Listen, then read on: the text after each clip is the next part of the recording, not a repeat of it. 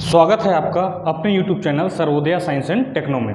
आज हम ताप और ऊष्मा वाले अध्याय में ऊष्मा को देखने वाले हैं। ठीक है क्या? हम अपने दैनिक जीवन में ताप और ऊष्मा को बैलेंस करने का काफ़ी प्रयास करते हैं और ये हमारी शायद आवश्यकता भी है। जैसे कि चाय हमें गर्म चाहिए, आइसक्रीम हमें ठंडा चाहिए, शरबत हमें ठंडा चाहिए। तो हम क्या करते हैं अपने दैनिक जीवन में ताप और ऊष्मा को संतुलित करने का प्रयास करते हैं। अलग अलग चीज़ों में हमें अलग अलग ताप या अलग अलग ऊष्मा चाहिए। जब भी किसी वस्तु को ताप दिया जाता है तो वस्तु को ऊष्मा दिया जाता है तो उसका तापमान क्या हो जाता है, बढ़ जाता है। और इसी प्रकार से हम यह जान पाते हैं कि किसी वस्तु को ताप ऊष्मा दिया गया है कि ऊष्मा लिया गया है। अगर वस्तु का ताप बढ़ जाता है तो उस वस्तु को ऊष्मा दिया गया है। अगर वस्तु का ताप घट जाता है तो उस वस्तु से ऊष्मा लिया गया है।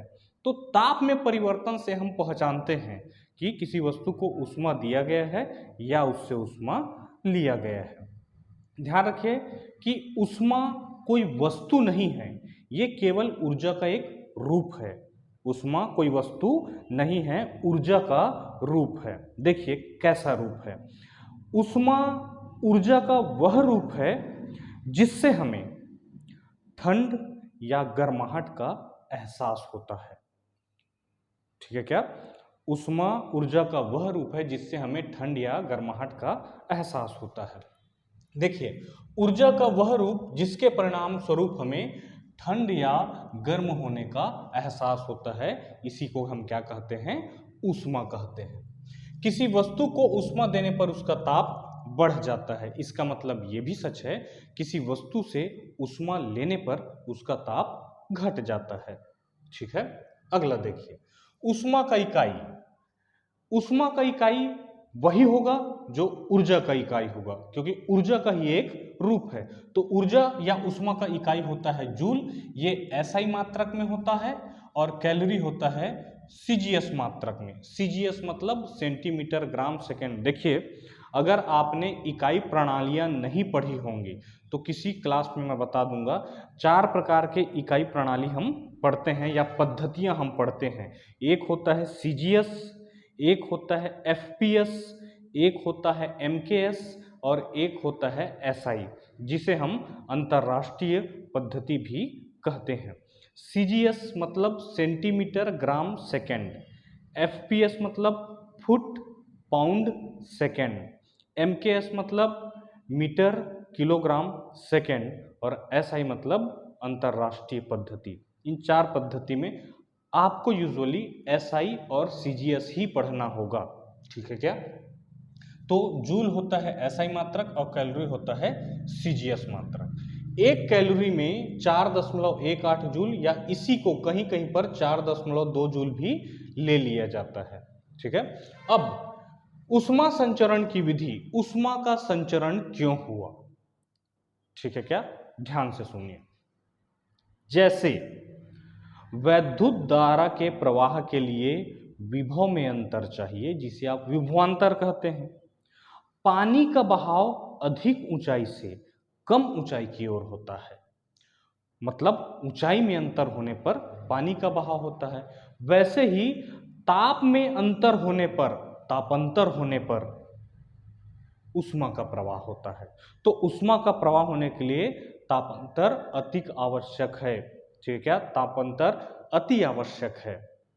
ठीक है, ऊष्मा का प्रवाह तब होगा जब ताप में अंतर होगा।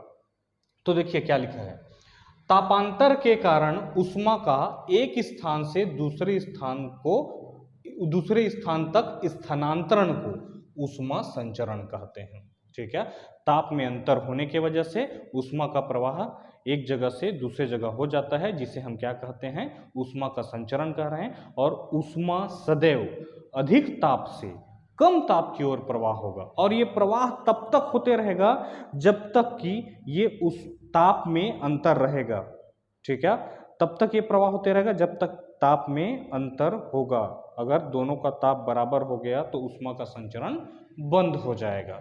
सपोज हम 2 वस्तु लेते हैं, एक का ताप 100 है, एक का ताप 25 है। दोनों को हम स्पर्श करा दिए, टच करा दिए, तो अधिक ताप से कम ताप की ओर ऊष्मा का संचरण होगा और तब तक ये संचरण होता रहेगा जब तक कि दोनों का ताप आपस में बराबर ना हो जाए। ऊष्मा संचरण तब रुकेगा जब तापांतर खत्म हो जाएगा। ठीक है, तो ऊष्मा सदैव अधिक ताप से कम ताप की ओर प्रवाह होता है। आगे देखिए, चालन। संचरण की विधि पढ़ रहे हैं हम। 3 प्रकार की विधि है, चालन, संवहन और विकिरण। ठीक है, देखिए ध्यान से।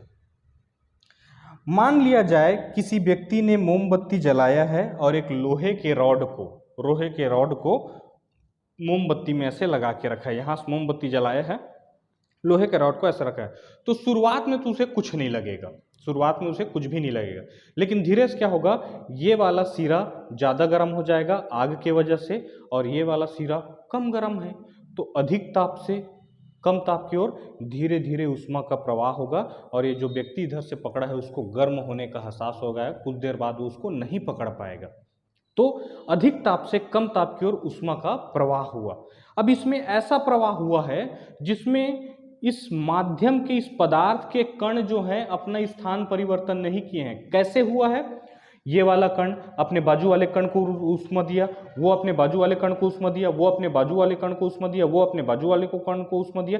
इस तरीके से कण अपना स्थान नहीं छोड़े हैं बल्कि अपने बाजू वाले को ऊष्मा दिए हैं। इस प्रकार से अगर ऊष्मा का संचरण हो रहा है तो उसे चालन कहते हैं। आइए देखते हैं कैसे।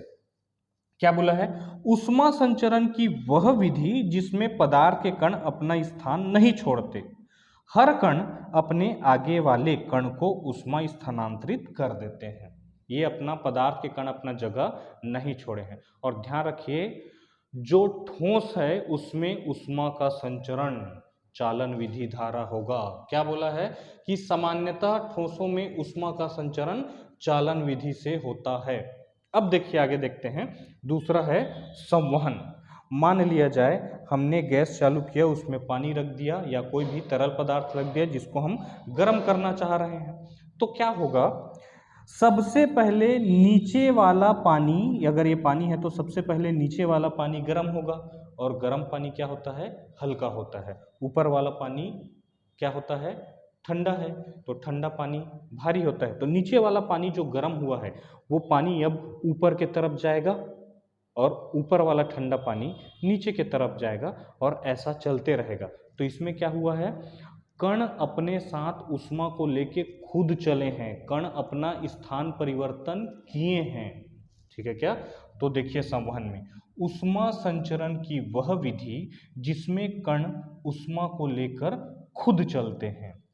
एसी या फ्रिज संवहन विधि द्वारा ठंडा होता है। देखिए कैसे, एसी या फ्रिज में, अब फ्रिज देखें हम, रेफ्रिजरेटर, तो उसका जो कूलेंट होता है, शीतलक होता है, वो ऊपर के तरफ होता है। तो क्या करता है, ऊपर के वायु को ठंडा कर दिया, ऊपर के वायु को ठंडा कर दिया। ठंडा वायु भारी होता है। अब ये जो ठंडा वायु ऊपर का ठंडा किया इसने, ये भारी होने की वजह से नीचे जाएगा और नीचे का गर्म वायु हल्का होता है वो ऊपर आएगा। अब ये शीतलक जो है, कूलेंट जो है, इस गर्म को फिर से ठंडा करेगा और ठंडा होते ही ये भारी हो जाएगा, फिर नीचे चला जाएगा।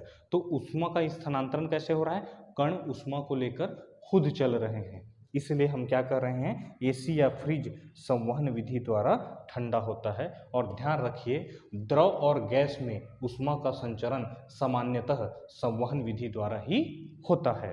ठीक है क्या, आगे देखिए विकिरण। ध्यान रखिए कि ऊष्मा के संचरण के लिए हमेशा माध्यम की आवश्यकता नहीं होती है, ऊष्मा बिना माध्यम के भी चल सकता है। उदाहरण के तौर पे सूर्य से हम तक जो रोशनी आती है उसके बीच में भारी दूरी में निर्वात है। निर्वात है मतलब कोई माध्यम नहीं है, वायु भी नहीं है, कुछ नहीं है, उसके बावजूद भी ऊष्मा संचरित होकर, सूर्य से ऊष्मा संचरित होकर हम तक आती है। तो बिना किसी माध्यम के ऊष्मा का संचरण विकिरण कहलाता है। और ध्यान रखेंगे, बिना किसी माध्यम के ऊष्मा का संचरण विकिरण कहलाता है और सूर्य से ऊष्मा हम तक इसी विधि द्वारा पहुंचता है। ठीक है क्या, तो आप इसका स्क्रीनशॉट ले लीजिए, फिर आगे बढ़ते हैं।